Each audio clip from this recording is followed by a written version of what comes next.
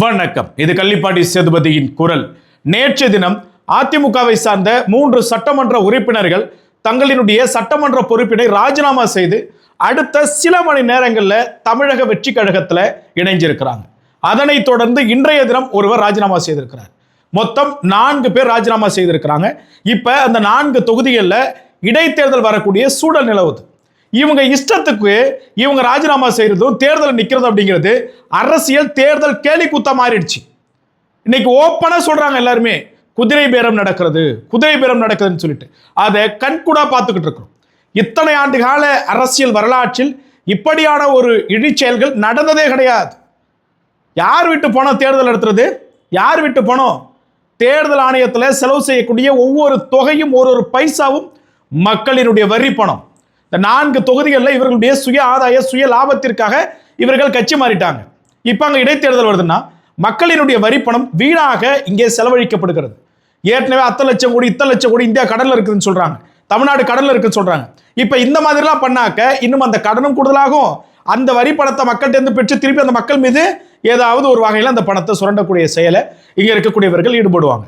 ஒரே ஒரு விஷயம் தான் நேற்று திரு அன்புமணி ராமதாஸ் அவர்கள் சுட்டிக்காட்டி பேசினார். தூய சக்தி என்று சொல்லக்கூடிய தமிழக வெற்றி கழகம் இவர்களை தங்களுடைய இயக்கத்தில் அனுமதிக்க கூடாது. உங்களுடைய தூய சக்தி என்கிற வார்த்தை மடிந்து விட்டது. மேலும் இவர்களை நீங்கள் அந்த தொகுதியில் உங்கள் கட்சியின் சார்பாக உங்களுடைய வேட்பாளராக உங்களுடைய சின்னத்தில் போட்டியிட அனுமதிக்க கூடாதுன்னு சொல்லியிருக்கிறார். அது பெருமளவுல மக்கள் மத்தியில் வரவேற்பை பெற்றிருக்கிறது. காரணம் என்ன? நீங்க நிப்பீங்க, போவீங்க, ஜெயிப்பீங்க, திருப்பி ராஜினாமா பண்ணுவீங்க, திருப்பி நிப்பீங்க.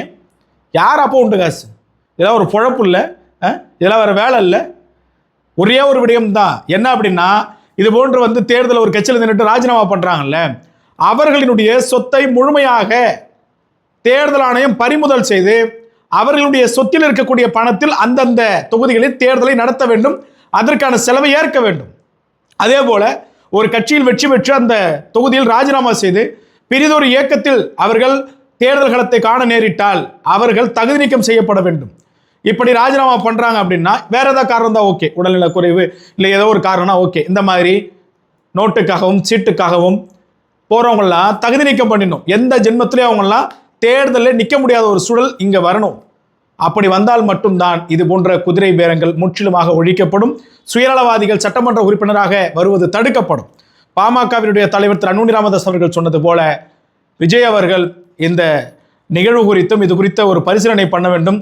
இவங்களை திருப்பி உங்க கட்சியின் சார்பாக நீங்க போட்டியிட வச்சீங்கன்னா உங்களுடைய நன்மதிப்பை நீங்கள் முற்றிலுமாக அந்த மக்கள் மத்தியில் இழக்கக்கூடும்.